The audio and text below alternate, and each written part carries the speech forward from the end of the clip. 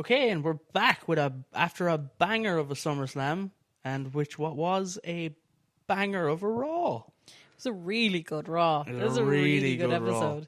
Like, the contrast between this week's and last week's Raw is like night and day. It's frustratingly annoying. It is, because like, you can do it. Yeah. Like this is now, they need to just get this, put it in a bottle and be like, okay, remember this, because this is what Raws after pay-per-views have to be like. Yes. Especially SummerSlams, WrestleManias, Royal Rumbles. You know what I mean? They have to be like this. I won't accept anything less than this from now on. After what? After pay-per-views or after big pay-per-views? Not just after pay-per-views in general. Okay. But after big ones especially. The big ones especially, yeah. Like I said, Royal Rumble, WrestleMania, SummerSlam. These ones, they have to really kind of... Because it's almost like a reset, you know? Yeah. Like, especially, there was a lot going on. There was a lot of like really great things in this episode. That's it. It was fantastic. Yeah. I mean, we had Roman now is going up against LA Knight, and I'm really happy for LA. Like, yay. It is, yeah. I was worried that I didn't know where they were going to go with him after it. I thought maybe somebody else was going to come out to Roman. So yeah, I thought that could have been what Roman was doing. I feel like it, not that it's too soon, but like, I don't think they're taking the title off of Roman anytime soon. I feel like LA is maybe not, he's not going to get his way. No, I don't think he will. But the fact that he's in the conversation is really big for him. And also, he went toe to toe with Roman in a promo. And I was like, really, really surprised, but in a really good way. You were really worried throughout the whole thing. Because he fucks up so often. It felt like you couldn't breathe until it was all done, and you were finally like, yay, he did it! Yeah. Because it was like, oh, don't mess up. It's because he goes so fast. I think I did say that, though. I said, I should not be this nervous during a promo.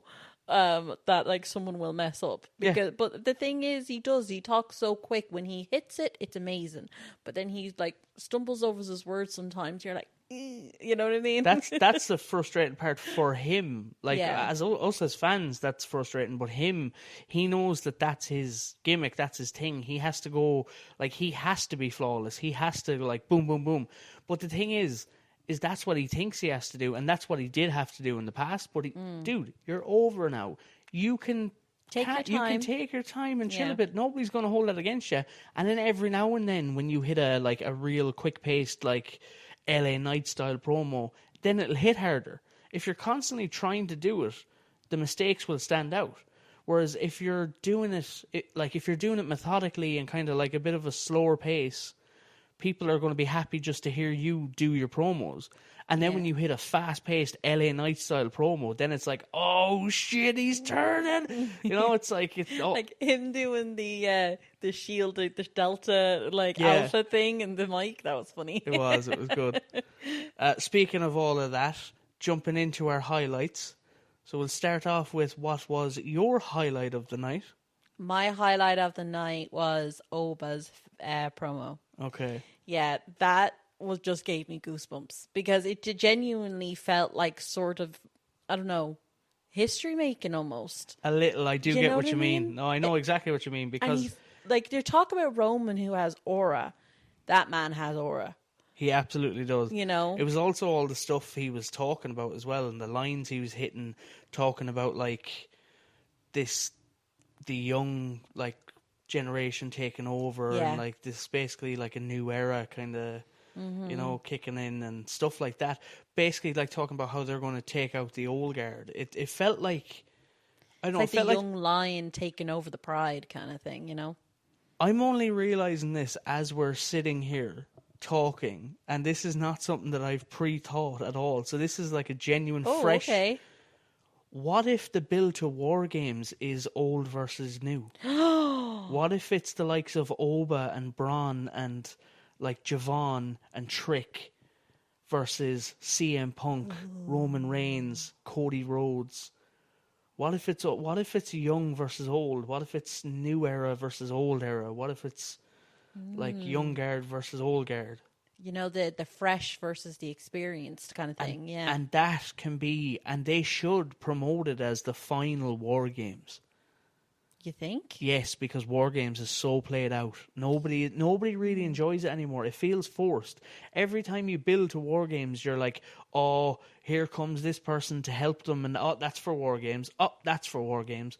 It's not fresh anymore. It's not good. I've said this to you before, and like, this isn't a fantasy book or anything, guys. Like, spoiler alert, there is none for this episode. We don't really have anything just yet. But idea-wise, I've said it to you before, I've said it to people who listen. NXT have already what Survivor Series should be.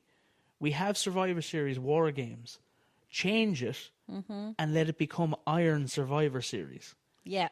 Do the Iron Survivor on the main roster. That's the one with the glass, right? That's the one with the penalty box where like you have the pins throughout the match. That was so good. But like, and the one thing is don't tell me, oh, we can't have these guys getting pinned and blah blah blah. Don't then. Like you can build it where there's not as many pins as there is in the NXT one. Have the match go a little longer, but there's no reason why people can't eat pins in this match. Exactly. Like, come on, what are we doing? Like, and also, can we, if it's going to be called a series, maybe make it mini pay-per-views instead of one big pay-per-view? That annoys me. I know it's a kind of like... No, it's because it's usually a series of matches throughout the night. Yeah, but so was every PLE then. You should call every PLE a series. Yeah, but normally with Survivor Series, it used to be like Raw versus SmackDown. Like, it would be a series of matches where Raw would go up against SmackDown. Yeah, I know that's what it used to be, but it's not now. So they need to they need to stop calling it a series. I don't know. You can't change what Survivor Series is called. It's been Survivor Series since 1990. Then adapt it to make it make sense, because it doesn't make sense. Wrestling doesn't make sense sometimes. Shut up. All right. Because I remember you were like, oh yeah, I was like, I remember when I first started watching it, I was like, what's the next PLE? Like, oh yeah, it's Survivor Series. I was like, ooh, Survivor Series. Is that like a multiple? Like, literally, I immediately thought this is a multiple night thing. It's like, no, it's just one night. And I'm like, why is it called a series? I immediately was like, why is it called a series then? Yeah, but we had a multiple night Summerslam, and we don't need multiple night wrestling things. We don't need the multiple nights. Don't be giving them ideas. I'm not going to die on this hill. Anyway, you're going to die in a minute if you don't shut up. I'll punch you in the fucking head. What is your highlight, by the way? So my highlight of the night, funnily enough, probably, if I was to pick, I probably would have also gone with Oba, but just for all things being equal and for us having somewhat of a difference. Yeah. Because there genuinely was so many highlights tonight's episode of Raw. That it was actually hard to pick. Like Braun's interaction in the back with Paul Heyman, and you're talking about Oba. You didn't even mention like Braun facing off with him after he came out and stuff like that, you know? Like, that was awesome. Like, it's a little early to have that match, but we can build to it now. Mm-hmm. Like, so my highlight was LA and Roman. Okay. Everything that happened in that promo, LA getting his, like, finally kind of getting that time, basically, where him and Roman are in a ring together. He gets to say his piece, and it's like, okay, like, do we have it? Like, is the crowd engaged? Show them in the back exactly what the deal is, you know what I mean? And he did, and the crowd loved it. Like, Roman came out, and in fairness, I was worried about this crowd, because when Roman, we hit that open where Roman was walking in the back, and he was walking toward Gorilla, and he was walking to come out. And usually that's the spot where the crowd are all like, OTC, OTC. They weren't. Yeah, they weren't. Now, when his music hit and he was walking down, ones were to the sky, they were doing the OTC. Like, it wasn't as loud as it normally is. Now, I'm not saying, like, maybe it was just Des Moines and it was because he had just beaten Seth and that's their hometown boy. Like, that kind of stuff. It could have been a little animosity there. Or they could have just been, but like, once LA came out, that pop was big. It was. And then when he was hitting that LA Night, yeah, like, that was loud. It was like loud. when they were doing the whole acknowledge me thing, like the ones were going up in that, but that engagement for LA Knight, it was loud. So it was. And when he was hitting his spots, he was like when. So I wasn't as worried as you. LA did his promo, the first part of his promo. He hit that. It was great, and I was like, well done. I was like, oh my God, yes. I was like, go for it, man. I was getting excited. And then Roman came back at him. And I was like, oh my God, Roman just bodied him in one promo. It's over. I was like, LA's done. I was like, he's done. Like, he has to come back here with something. It's like that bit from The Simpsons. He's already dead. But the thing is, he wasn't dead. No. And LA Knight came back and he fucking smashed him. And I was he broke Roman. Like, that was Sami Zayn Uzi. That was like that kind of thing. Like, I'm getting excited talking about it. Maybe this was my highlight of the night. Maybe it wasn't over. But no, genuinely, it was a case of he hit his promo, he did his shit, and he made Roman break at one point where it was like, oh, motherfucker, I got you. It's like, you tried to get me with that Walmart watch? Fuck you, fuck your Walmart watch, and fuck your Shield entrance, motherfucker. Yankee Doodle, you suck, bitch. Also, do want to point out as well that this was actually my second highlight if we were aligned as well.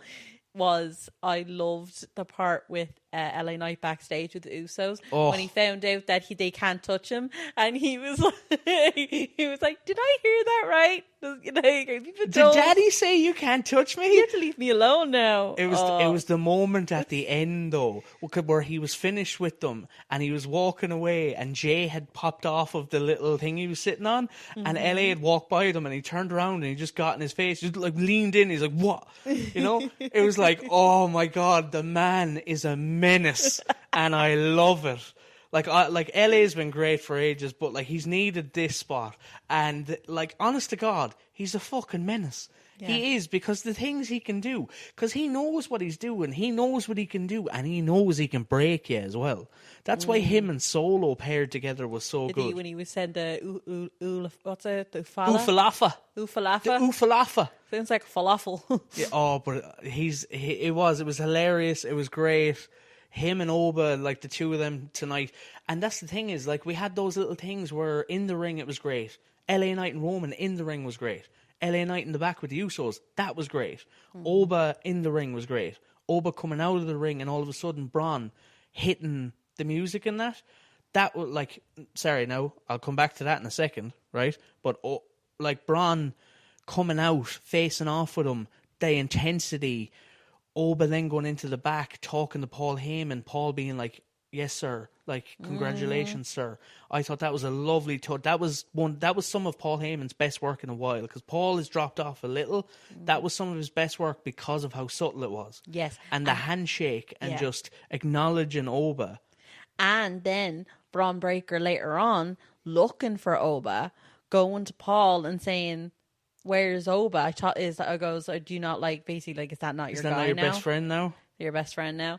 And you see the anger on Paul's face. I was like, oh, shit. It was good. But talking about Braun and Oba, that's our highlights. Obviously, that was mine, that was yours. Yeah. Go on to the lowlights, and I'll tell you mine first. Feel like ours might be the same here. But my lowlight is, it was during Oba, and it's the same. Yeah, it's the same. So Oba and Braun have this face-off, which is something we're all excited for, and then they have to ruin it with Maxine and Austin just hovering in the background. I'm like, why are you there? Why are you there? I was just so annoyed. And the thing is, he wasn't involved in the match or anything, so it's not like he had to come out. And they came out to the Vision's music instead of Braun's music, and he was going up. It was his match too, so why aren't we coming out to his music? And then they're just there in the background. And during the face-off, Austin starts pulling Braun away. And I'm like, whose idea was that? Whose idea was that? That filled me with rage. And just to add on top of yours, obviously, that would have been, funnily enough, we probably, talking about the highlights, I feel like I actually am happier that I got to talk about the LA Knight stuff and that, because I'm a lot more excited about that than I realised, I think. Yeah. The Oba stuff I'm obviously excited about, but that's like obviously future stuff. That's like the next, like, this is like years of Oba and all that, whereas Knight and Roman... There's more of a question mark on it. Huh? It's more of a question mark on the Oba one. Not really. It's more of an exclamation mark, if anything. Yeah, fair. But whereas, like, I think it's because Knight and Roman are kind of like now. You know, they're very much the near future. Whereas like Oba, I'm intrigued as what's happening in that. So when it comes to the low light, we've also were the same. Like when it came to that would have been my low light. And my main low light would have been the fact that they hit the Vision music instead of Bronze music. Yeah. What are you doing? You know? But like that, like I said, all things being equal, we'll have differences, and I will choose a different low light because it was a great show, but there was a couple of them. And my low light for this would be, does the draft or does the brand split not matter anymore? Because... What do you mean? Exactly, because why is Royce Keys versus Jacob Fatu main eventing a Raw? Royce Keys is a SmackDown wrestler. You know, Jacob is a Raw wrestler. Like, if we're going to build a match like that, and especially as a street fight, you could have built that as Raw versus SmackDown on a PLE. Maybe Royce is now Raw. He's not. He's How do you know? absolutely... Because I know. They would have acknowledged that. They would have said that. They wouldn't have just flippantly thrown it in there. You know what I mean? It was a great match, though. It was a very good match. I wouldn't call it great. It was a very good match. The two boys did their stuff. Everything was great. There was no real fuck-ups. What do you think of the bit Roman coming out at the end? I loved it. I thought it was brilliant. did I liked that he came out. I liked Jacob's reaction. It was weird because at the end, Jacob was like, yeah! And it was like, he was like, Daddy is happy with me! No, literally, it's like, because obviously he's the wolf, but it was almost like he was a dog. He was just like, who's a good boy? You did the good Jesus. job. But you're right. It was kind of like that. But at the same time, I like I said there, I was almost happy with it because I'm like, he's basically finding his place in the bloodline, but I feel like there's more to it. Yeah. You know what I mean? There's more to it, but for me, the low light is the fact that, like, does the brand split not matter anymore? We have Royce Keys, a SmackDown wrestler, main eventing a Raw. You know, it's like, do we need this? Like, do we need this now? Good so point. that'll be my low light. And the match wasn't a low light. The interaction with the two of them wasn't a low light. Nothing like that. It's literally nothing to do with Royce, nothing to do with Jacob. It's more to do with creative and WWE themselves. Why do you have a SmackDown guy main eventing a Raw? It's only a small thing and it's probably silly, but at the same time, I love it when the draft matters. I love it, like, back in the early 2000s when the draft was implemented after WCW and we actually had a real brand split. It felt like Raw, like, that's why we had the games from THQ of, like, Raw versus SmackDown. Because it was, anytime there was interaction, it was Raw versus SmackDown. And it was great. Like, we need to get back to that. We need to find a way to get back to that properly. Do you know what I mean? Yeah, no, I do know what you mean. But yeah, fair point. so that's my low light. And then other than that, I think we just have a few shout outs to give because we can only have one highlight, we can only have one low light.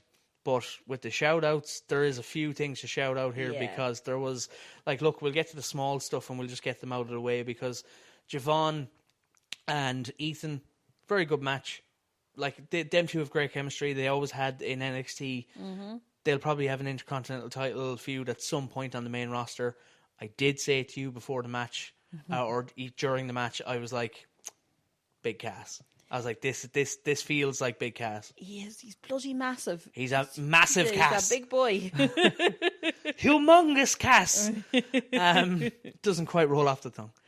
But yeah, I said it to you, like, Big Cass. This felt like a Big Cass kind of a thing. And it came out, he's clearly going after Javon. I'm not mad at it. It's a very intense stare. It's like, blink, motherfucker. Yeah. Jesus. It was like, look. Was it Jackie Redmond? It was Jackie or was it Kathy Kelly? I can never remember. I think it was Jackie. Yeah, it was. I believe so. I believe it was Jackie Redmond that was there interviewing him in the back and he was just staring off into the distance. I was like, dude, relax, look at her. Like, especially when he took the mic and he was like... Well, he would have to have, like, crouched to actually... Like, she would have had to literally put the mic above her head for him to, like, reach it. So I think that's why he took it off her. No, but nothing to do with taking it off her. Just look at her. He didn't look at her. He just looked off in the distance. He's intense. He's a tense heel. Like, he looked constipated. Like, just fucking be natural. Like, you know, especially...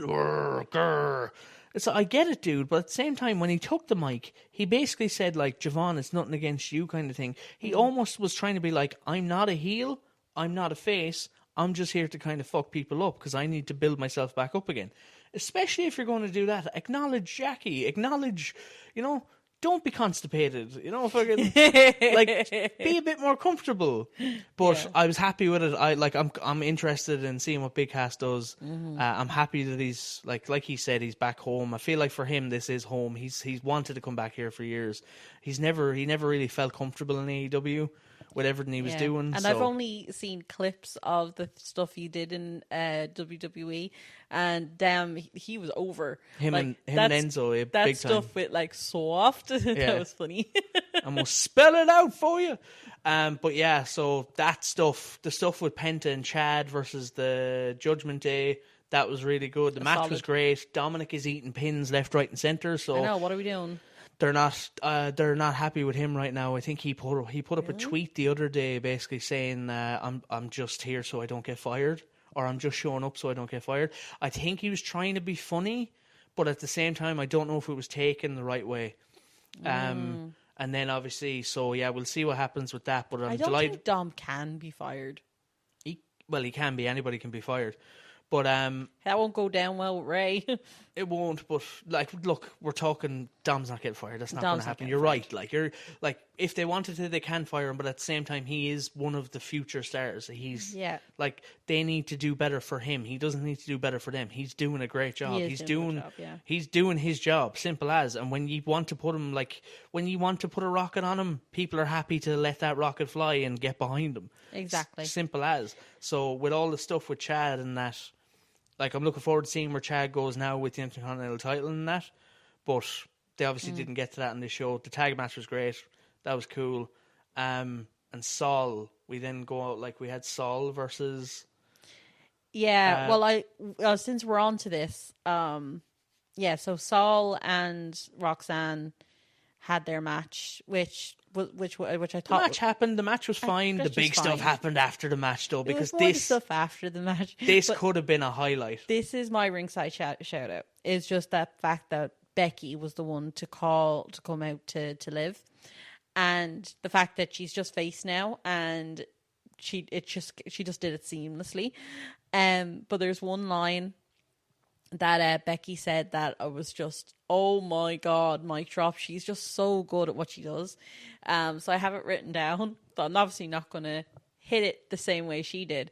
But she basically said, "You're not even the best women's champion in your own group. Hell, you're not even the best women's champion who slept with Dominic Mysterio." Oh, emotional damage. That was a banger of a line. And in fairness, Becky's come back after being off for a couple of months, and she's instantly, just seamlessly fitted into a face where she's literally carried over her heel stuff, and it's over as a face now. Yeah. Literally, and it's not just me saying it, and the crowd pops. That's so good. That was getting so many boos, and now that she's come out against Liv, people are like, yes, we want to cheer you, Becky, we want to cheer Becky.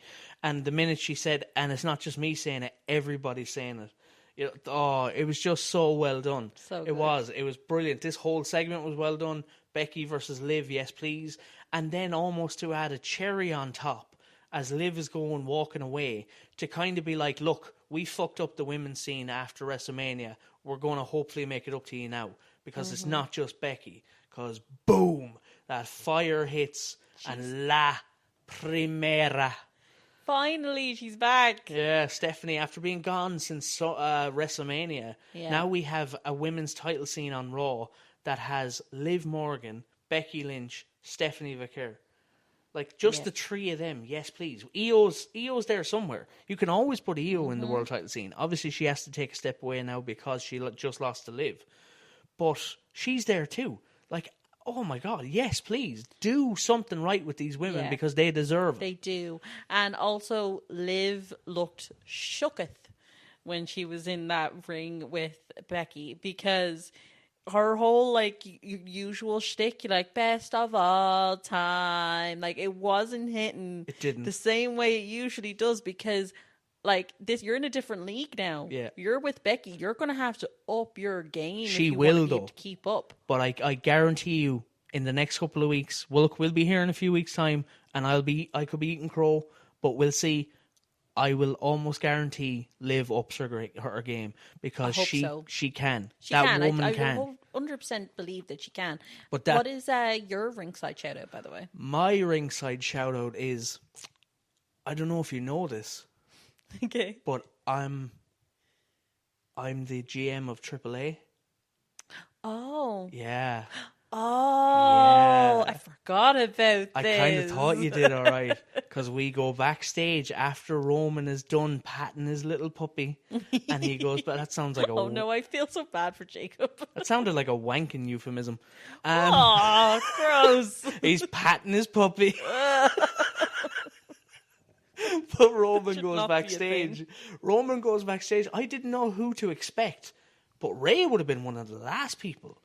And I did not know what when I saw Ray, I was like, what's this interaction going to be? And he's like, I don't know if you know, but I'm the GM of AAA. And Roman is like, I do now. Almost like Birdie in AAA straight away, of like, I don't watch that, but I guess, okay. Imagine if you went, what's AAA?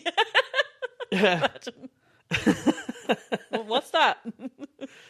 But then just like, let me run something by you. And then that's the end of the show. I was like, yes. I was like, what a fucking great way to end it. Now, don't get me wrong. I'm fucking annoyed because they're obviously counter-programming AEW. Mm-hmm. Stop making wrestling hard to watch for wrestling fans. But I also understand that it's a business. That's what they're going to do. WWE are going to do that. It's going to backfire on them at some point. Yeah. But if you're going to counter-program and you're going to counter-program with some good quality stuff, fantastic. Because that's what it seems like. Because...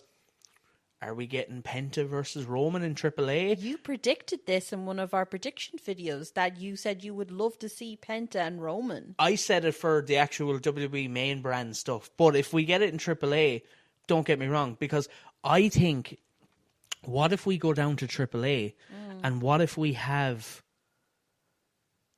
Oh, do you know what? What if we don't have Penta? What if we have Roman getting booed? And we have Roman versus El Grande. And we have El Grande as the face. And Roman getting booed by the Mexican crowd because they will boo him versus El Grande. Now, you do the match. I have it already. Like, I can literally... Look, here, WWE, take it. This is it. Here you go. This is it. Bow wrap for you. You have Roman versus El Grande. You have the match. You have, like, Roman doing the heel dynamic. But then you have... what's their name? Del Mal, Los Perros del Mal, those heels like Bronco and all them. I was about to say, if you have Roman up against El Grande, then what's going to happen with that group? Well, that's the thing. Roman's not a heel. Roman is just Roman. You know, it's just him going up against El Grande. By comparison, he's going to be. He's going to be the de facto heel. You know, and they go up against each other. You have the boos, and then you have Los Perros del Mal. I think that's the name. I can't remember. I keep forgetting it, but. You have them basically ruin the match by the end of it. Come out, attack the two of them, kick the shite out of them, and lay them out. Like, I would have Bronco Nima lay out Roman Reigns with like a proper like fucking power. Yes, I would, with a proper power. But that man has future. That man has serious qualities. Does. He has some serious qualities. He has the look. He has the style. He has it on the mic so far. Yes, please push that man. But I'd have him lay out Roman, and I have the rest of them, like, you know, they all kind of take their turns anyway, but he hits the like kill shot, and the two of them are laid out, and then you kind of have like a Roman and El Grande pairing, and you have like the two biggest faces in WWE and AAA teaming together against this heel group in AAA. Like, the stuff that could do, absolutely. But yes, not to run off on a tangent, but that's my ringside shout out, and that was a great episode of Raw. It was. I thought that please take it from there, because we were the most excited about SmackDown. We were kind of not even thinking about Raw, and now that has me even more excited for SmackDown, because like, please follow that up. Like, the creative teams are different on both shows, so you should be taking that as a challenge. Yeah. Up your like top it. You know, like we've seen what Raw can do.